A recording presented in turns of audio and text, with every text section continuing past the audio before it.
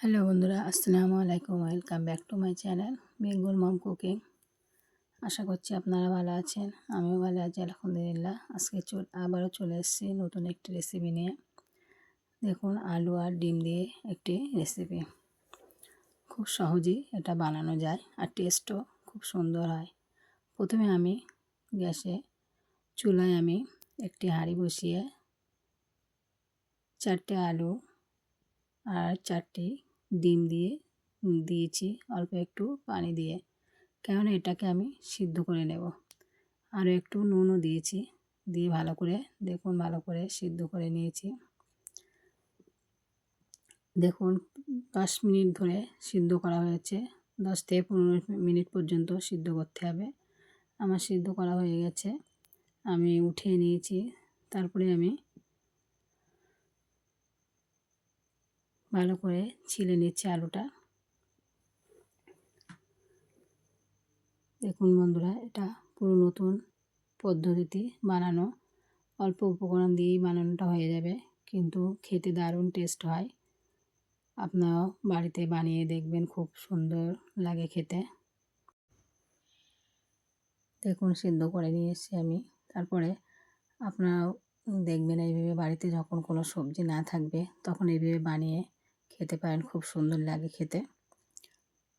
তারপরে আমি ছেলা হয়ে গেল ওগুলো। তারপরে আমি গ্যাসে চলে এসেছি, চুলায় একটি কড়া বসিয়ে অল্প একটু তেল দিয়েছি।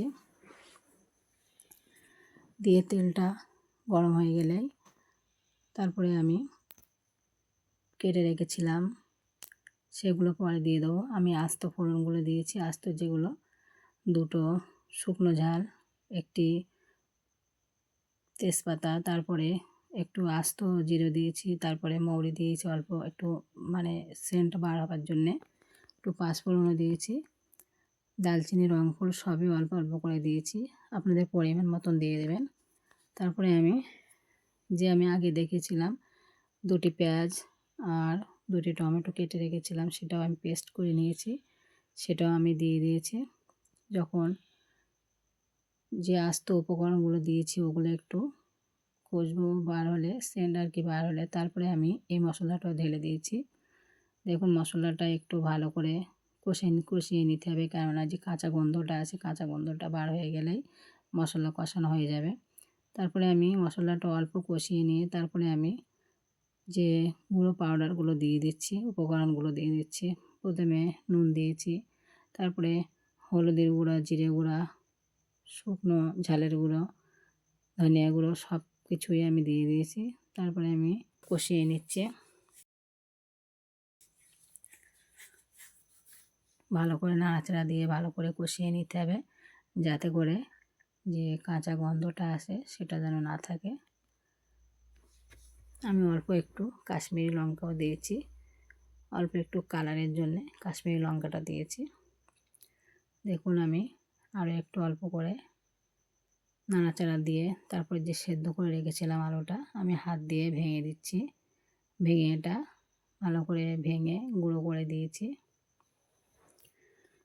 এটা আপনারা চাইলে চাকু দিয়ে কেটে নিতেও পারেন, কিন্তু আমি এটা হাত দিয়ে ভেঙে দিয়েছি। তাও ভালো করে কষিয়ে একটু অল্প করে পানি দিয়েছি, আর একটু কষানোর পরে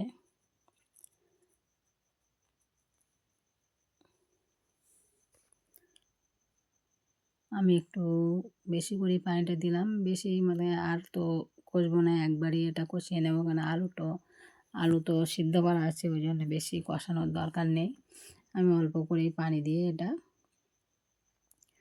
ডিমগুলো, যেটা আমি ডিম সিদ্ধ করে রেখেছিলাম, ফুটে উঠলেই সেও আমি দিয়ে দেবো পরে। দেখুন, আমি দিয়ে দিয়েছি, ফুটে ওঠার পরে আমি দিয়ে দিয়েছি।